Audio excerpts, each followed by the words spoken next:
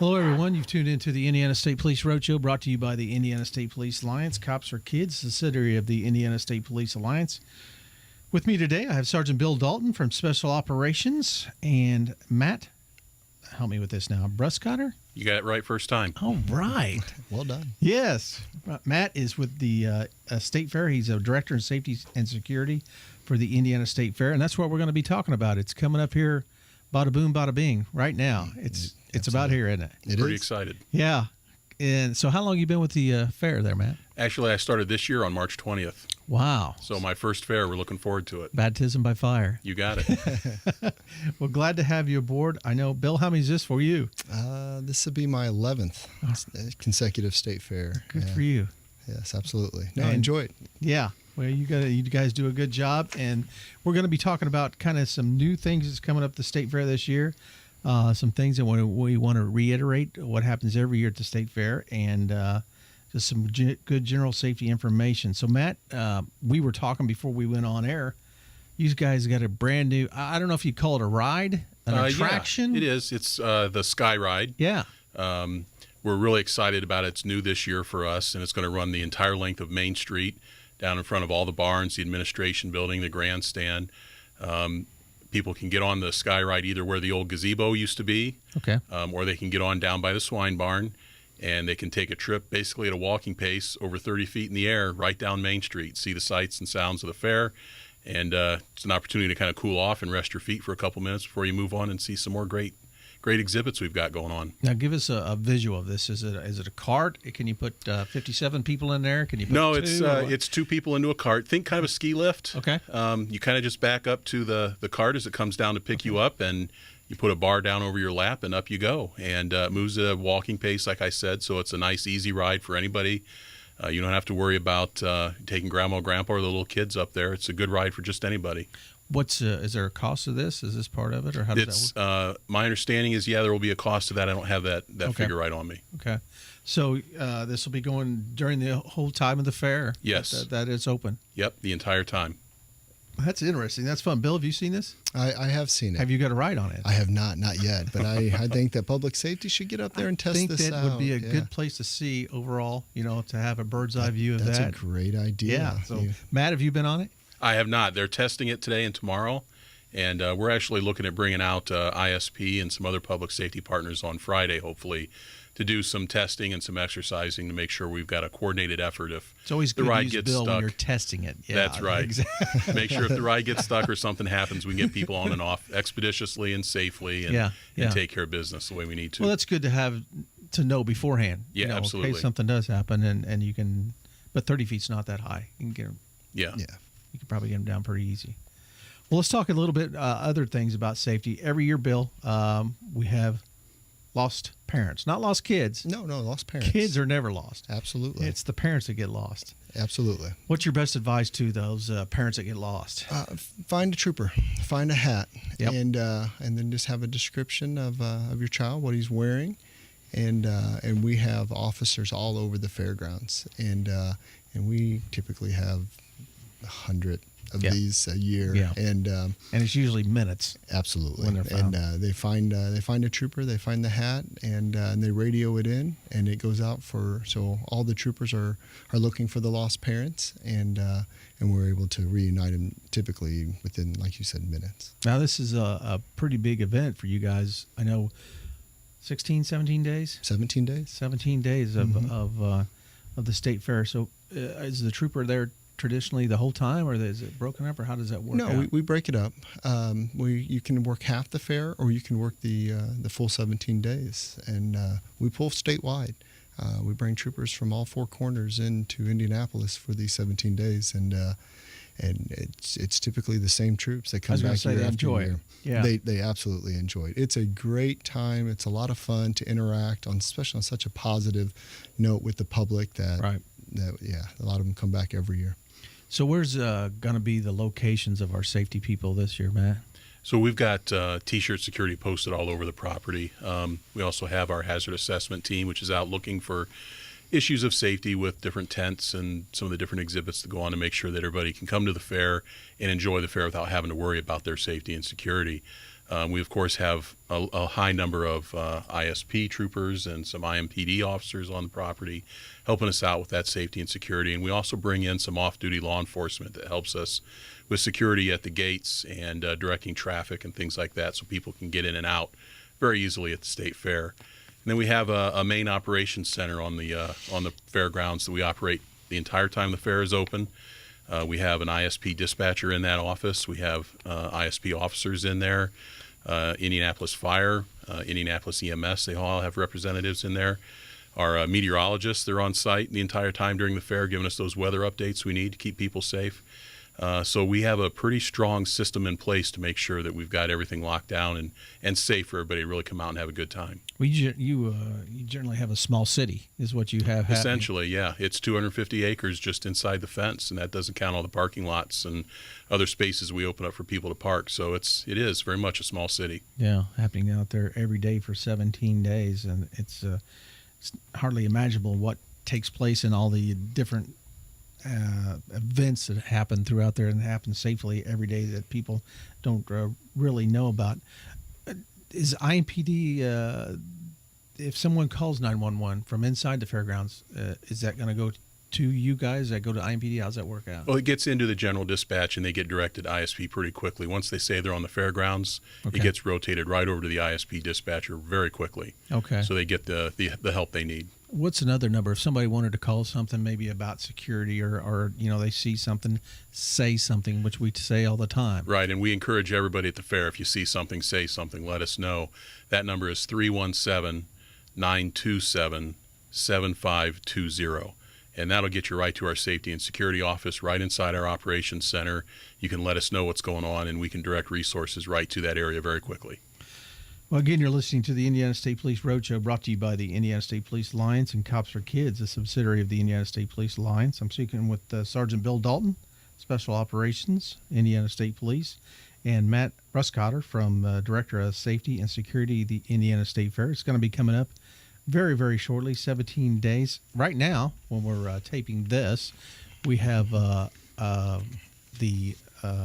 beautiful weather out, low 80s, no humidity.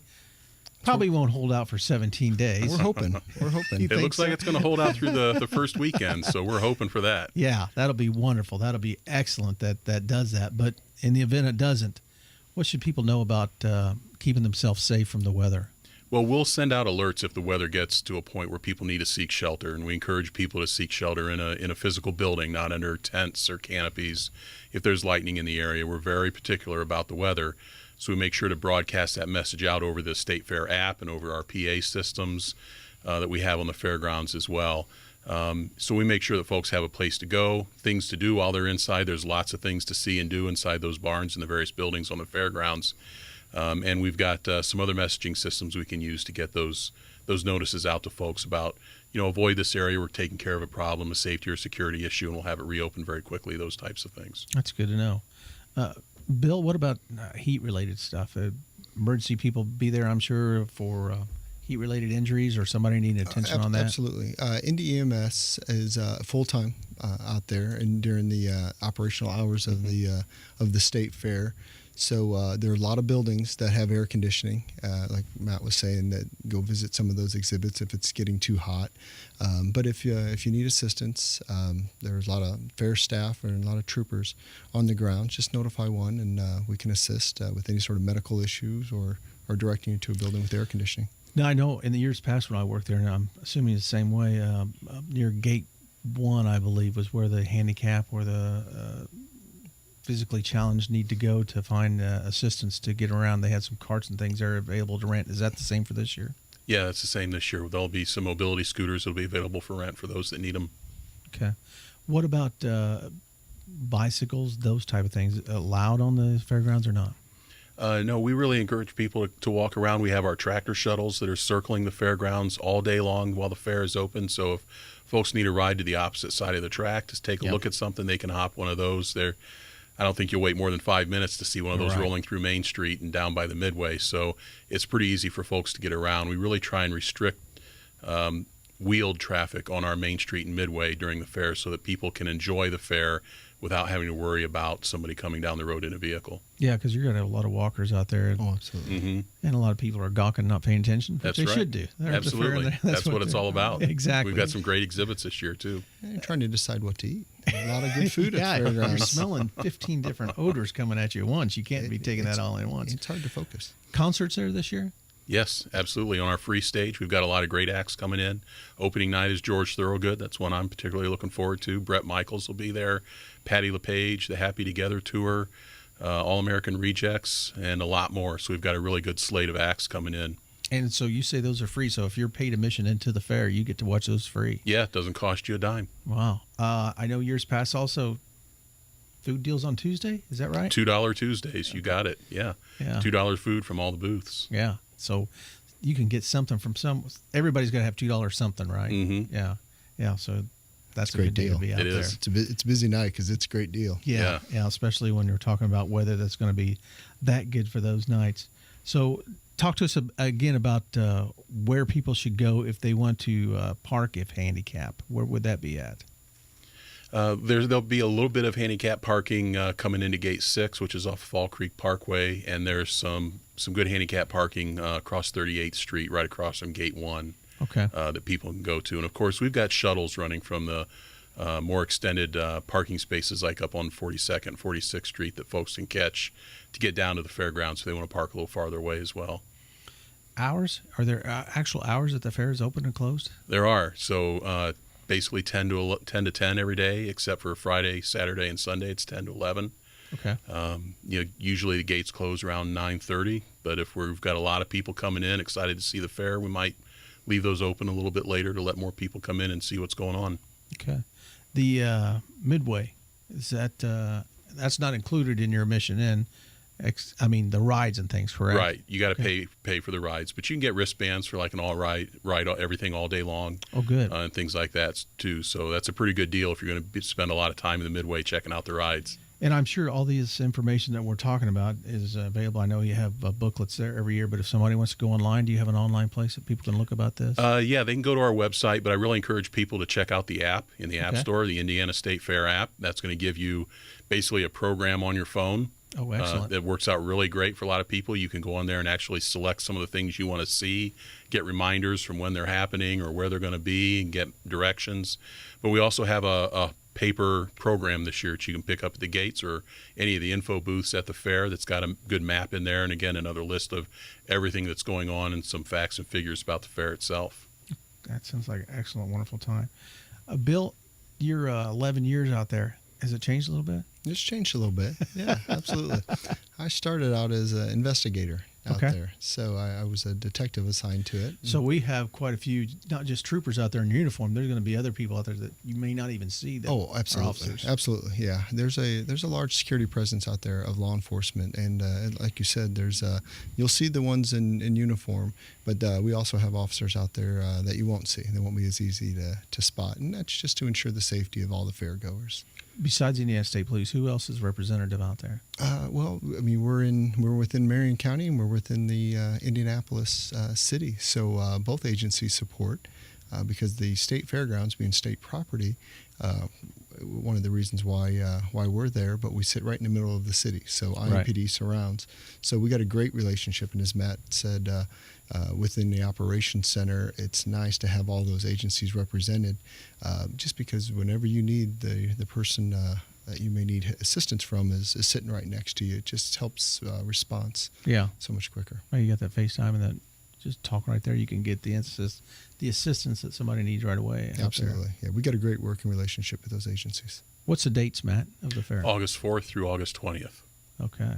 So you got your money saved up for all the French fries and onion rings and elephant ears. I'm thinking the deep fried candy bars are sounding pretty tempting. What's the food this year? There's always something new every year.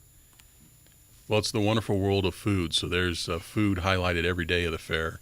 Wow. So I think the first day might be fried food. So See, Can't beat that. absolutely. Well, again, you've been listening to the Indiana State Police Roadshow, brought to you by the Indiana State Police Alliance. I had Sergeant Bill Dalton from Special Operations, Matt Bruscotter from Director and Safety of Security for the State Fair. We want to thank them for coming in. Matt, nice to meet you, and thanks Nice for to meet coming you. in. Thanks for having me. Appreciate it, Bill. Thank you again, my friend. Oh, you're very welcome. Thanks for having Have me. a good, safe fair out there this year, and I'm sure we'll see you out there. Sounds great. Again, thanks for listening to the Indiana State Police Roadshow. We'll catch you next week on the next Roadshow. Roadshow is out.